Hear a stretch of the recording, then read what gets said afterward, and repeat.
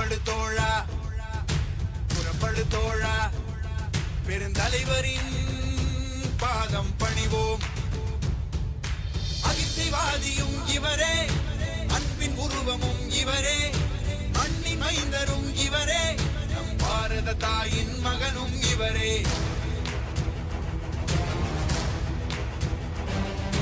புறப்படு தோழா புறப்படு தோழா நம் காமராஜர் வழி நடப்போம்.